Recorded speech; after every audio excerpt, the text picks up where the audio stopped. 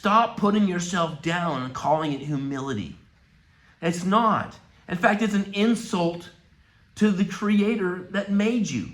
It's like looking at a Mercedes and go, what a piece of junk. That's an insult to the factory. It's an insult to the inventors. Be willing to accept the fact that you are good.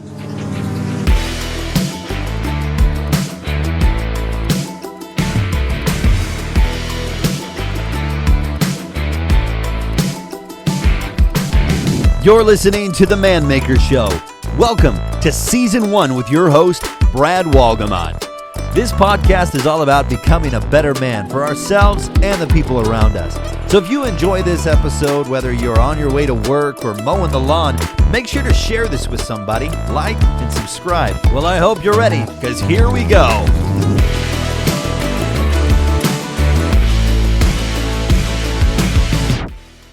I'm Brad Walgamot. Welcome to the Man Maker Show. Hope you're doing great. Welcome to episode something. I don't even know. It doesn't even matter. I hope you're doing great. It's good to be with you. Got a really powerful topic for you tonight, and I hope you're enjoying these messages. I hope you're following along with me. If you're not, that's cool too. I'm just going to do my best to put some content out there because I care, right? I don't know where these go and who listens. It's not really about that. It's really, maybe one day it's for my kids. Maybe it's my grandkids. I don't know. It doesn't really matter. I've always felt like I wish I could ask my dad now what he thought. I wish I could ask my grandfathers what it was like to be alive during World War II. I wish I could ask them what courage meant to them, what honor meant to them. I wish they could explain to me what it was like the first time they saw TV or was in the military and had to hold a gun. What was it like to see your children born? I mean, let's be honest, there's a lot of things that maybe someday with artificial intelligence we'll have a way to access that information, but I'm not going to wait for AI to do it. I'm gonna put it out here for all of you, and if it's some value to you, fantastic. I'm going to talk about creating some internal confidence. I don't know how many of you guys feel like you're confident, but I was not. I was full of all kinds of fears, and I'll talk about some of the fears you have to overcome in a later episode, but the reality is we all have an issue here more than likely. And a lot of that stems from identity.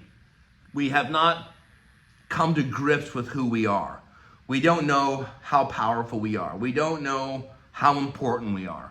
We don't know, what's the old saying, you might just be one person in the world, but to one person you might be the world. We don't know who that person is maybe. We just don't understand our real value. Because we typically have been taught to walk through life remembering all the things we've done wrong. And so we carry around a bag of rocks of failures, and we think that that's the world sees. In reality, the bag of rocks of failures is not there to beat us down, but if you carry them every day, they're going to weigh you down. But they're really there to help you create strength. You break to get stronger, right? You break down muscle fiber. If you break a bone, they say it'll never break again in the same spot unless it's infected, because it grows back stronger. So I'm going to talk about 4 keys about developing internal confidence. And I'm sure there are more, and I will talk about more in the future, but the 4 that came to my heart as I was thinking about this message today are really more about what you're hearing and what you're saying, the conversation in and around your life. Have you ever had a silent argument with someone? In other words, you're arguing with them and they're not even there. I've had 100 of those with my father when he was still alive, when I was a young man, and just arguing with him because I couldn't do it in person. I didn't have the confidence, and he didn't have the listening skills.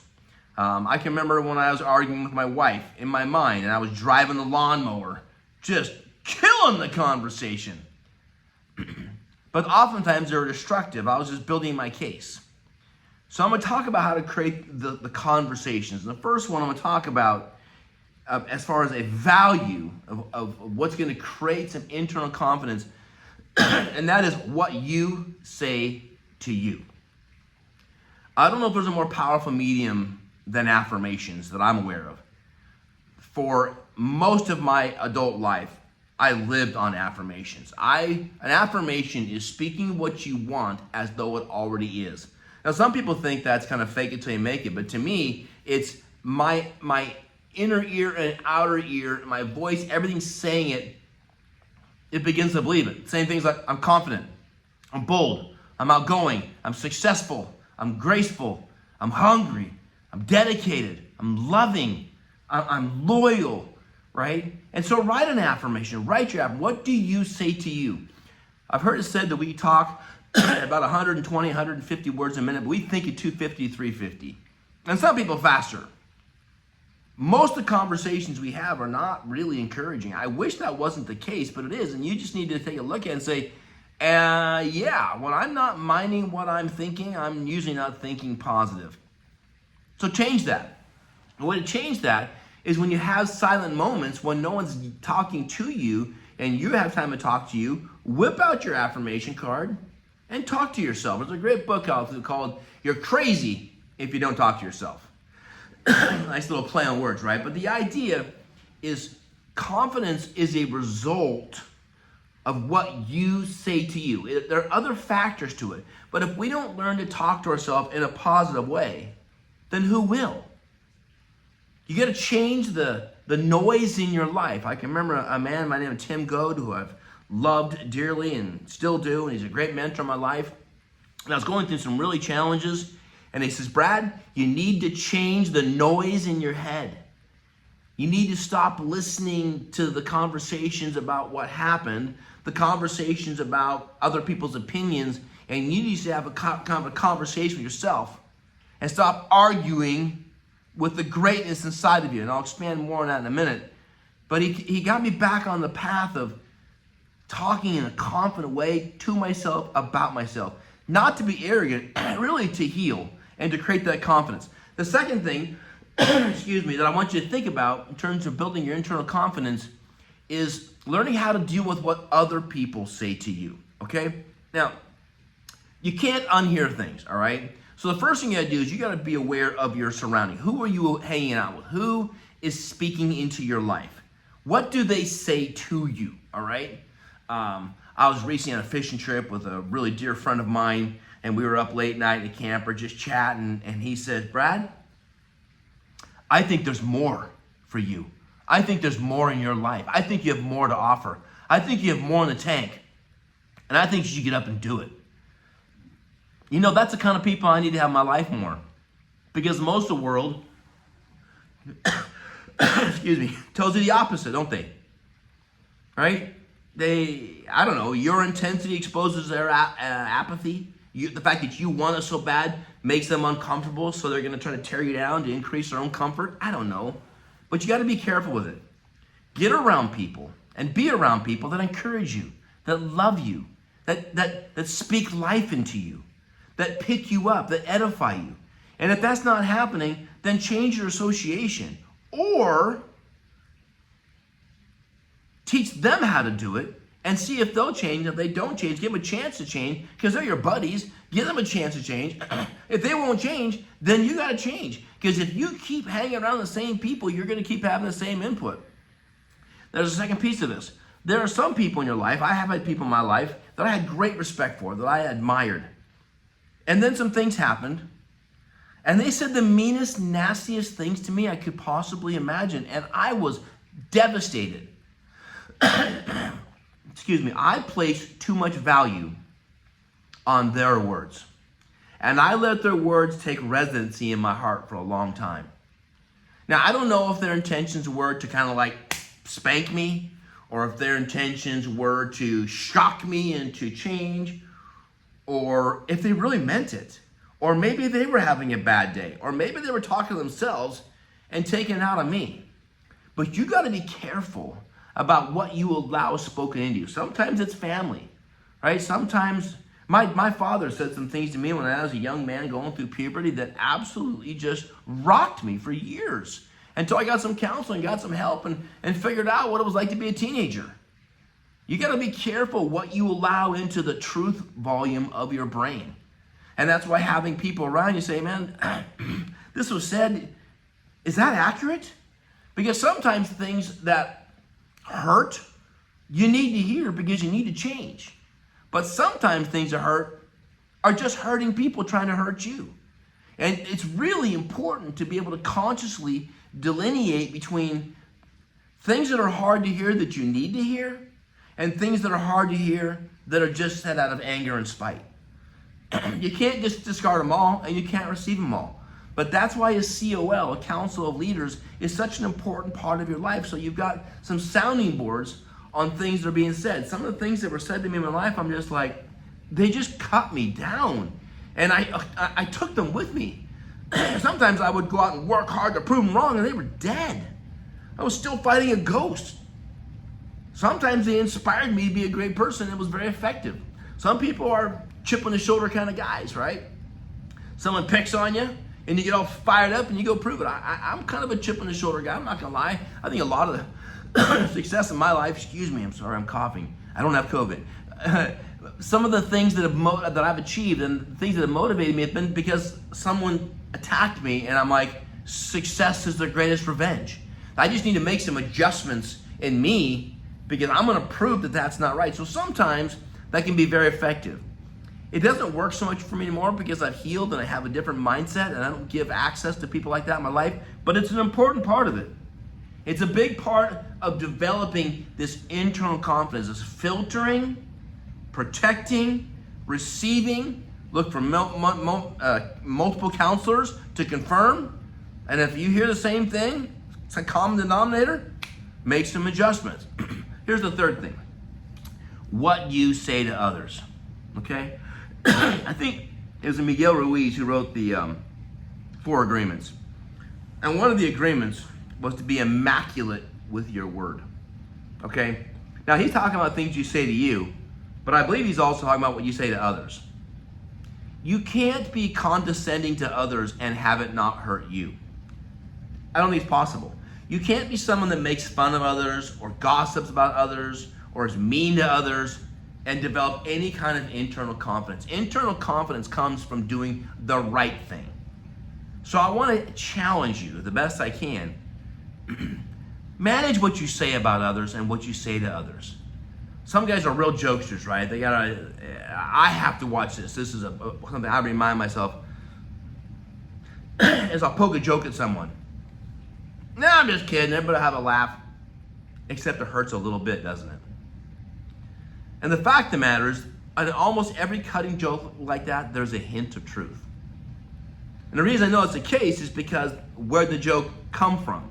What was the content that generated the thought for that joke? So there's a little truth in every one of those jokes. And I just want to really encourage you, manage yourself. I'm talking about you becoming bold and confident and resolute and disciplined. You're not going to get there if you don't manage what you say. Now, it's real easy when you're in a happy, hangout, conversational environment. Can you manage yourself when you're upset? Right? Can you manage yourself when other people are not playing fair? Do you feel like you have to get aggressive when they get aggressive? That's been my issue, right? Can we work on this together? You can react without thinking, but you can't respond without training. You need to train yourself with that. When things go bad, you learn how to communicate. You learn how to protect the relationship. You learn how to honor yourself and that other creation of God, that other human being, so that you stay honorable and you maintain the pillars of a culture of honor. What you say to others matters. And tearing people down or poking jokes at them or all the worst things of that, anger and spite and cursing, aggressive behavior, that does not build your confidence. You do not go up when you tear others down. You only go up when you lift others. You're part of the rising tide that raises all ships. By you elevating others, you are elevated along with that. If you tear people down, you are tearing yourself down as well. So I want you to really think about what you say to others. As an example, someone says, "How you doing?" The answer is always fantastic. The answer is always amazing. The answer is always blessed. It's not like, "Oh, it's Monday. How you doing?" "Oh, it's snowing. It's so cold." Right? We're gonna be immaculate. We are going to stay on the positive side. We're gonna charge a freaking mountain. We're gonna change the world, and we're gonna do it because we manage ourselves to be in a happy, positive, productive. Well, I just don't feel that way. Well, then you're gonna have to pretend. Because I can promise you this much. If you say negative, you're going to feel more negative. If you're feeling negative, but you say positive, you got a chance of moving positive.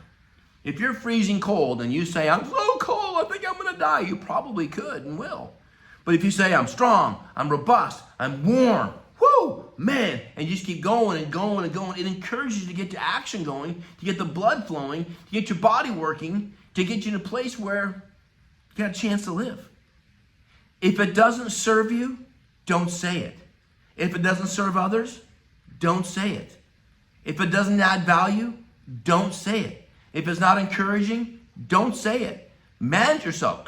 These are pillars of confidence, internal pillars of confidence. What you say to you, what you say to others, what you allow others to say to you, what you do with that information, and fourthly, if you can allow me to be so bold, is stop arguing with what God says about you. Understand that he loves you. It's all throughout the Bible. Just pick it up and read it.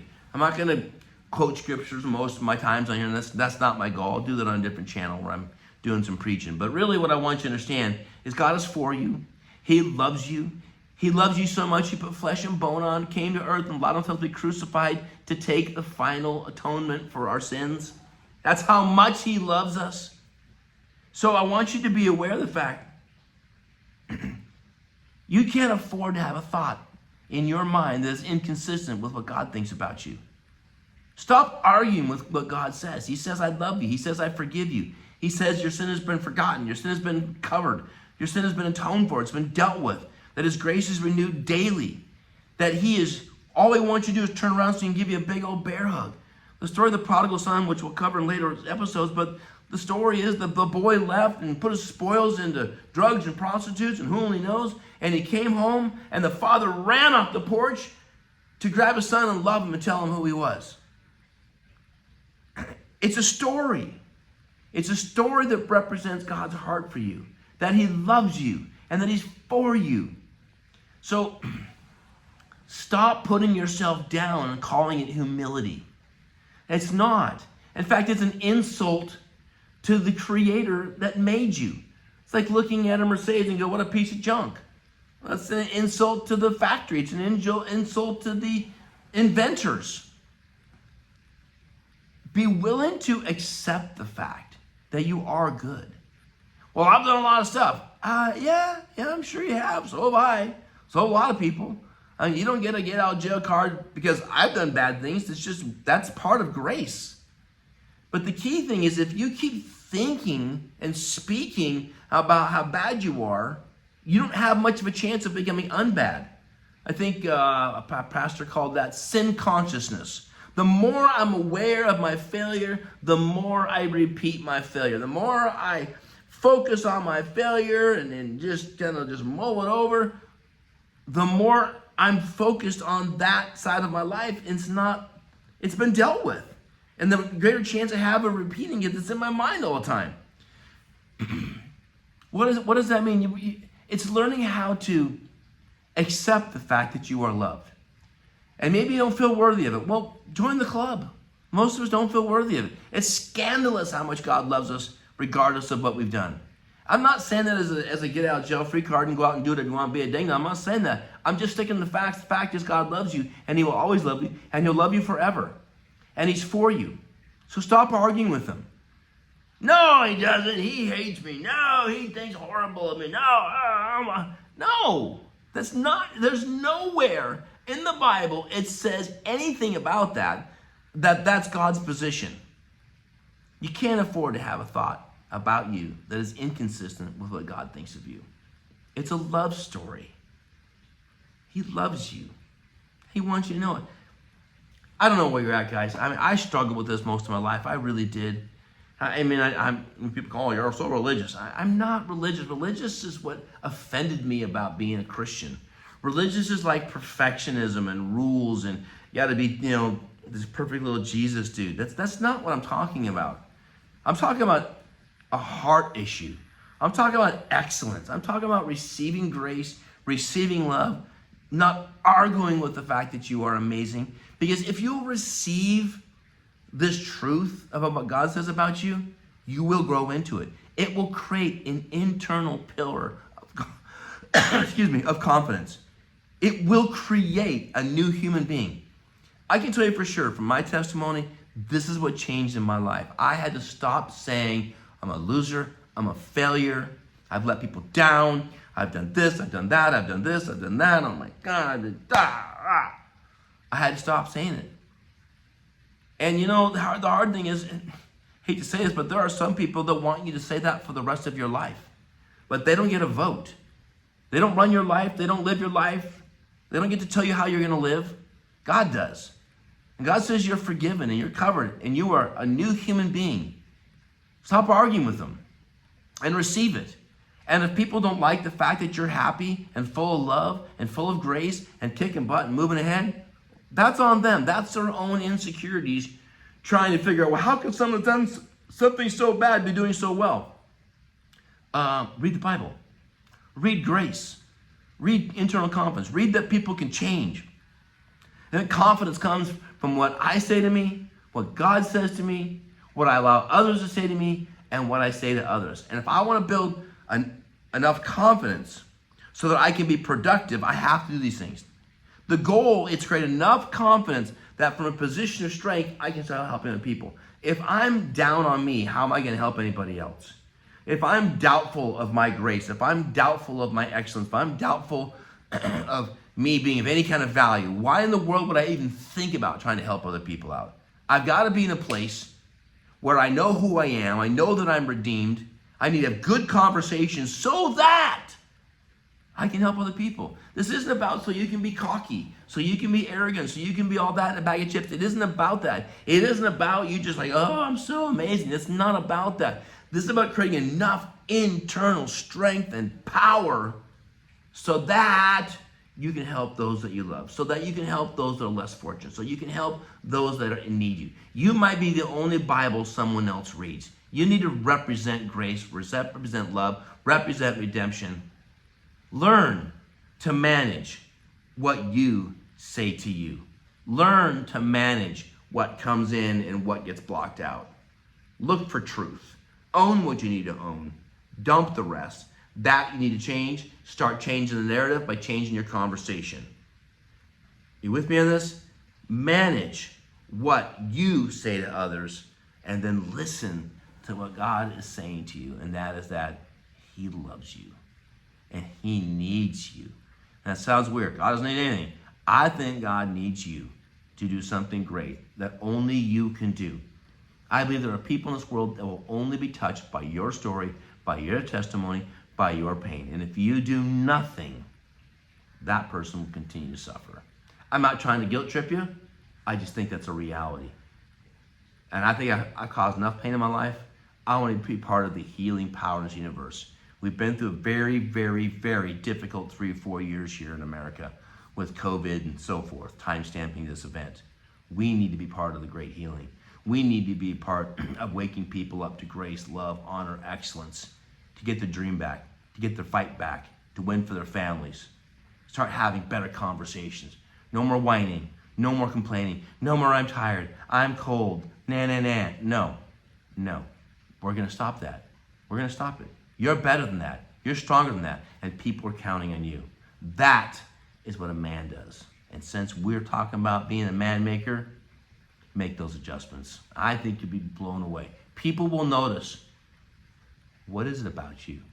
I'm kind of a weird guy in my town because I'm a really positive person and people don't know what to do with me, but they're gonna have to deal with it.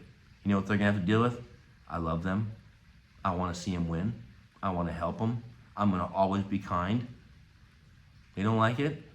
Oh well, hate are gonna hate, but I'm gonna give them nothing to hate on. I'm just gonna love on them, right? But Mother Teresa say, what do you do when you love on someone and they just return it with more spite? Increase the dose. What if you love them more and they still return spite? Increase the dose. Increase the dose. That's all we gotta do. Keep loving on them. Love on you. Build yourself so you can build others. All right, Man Maker out.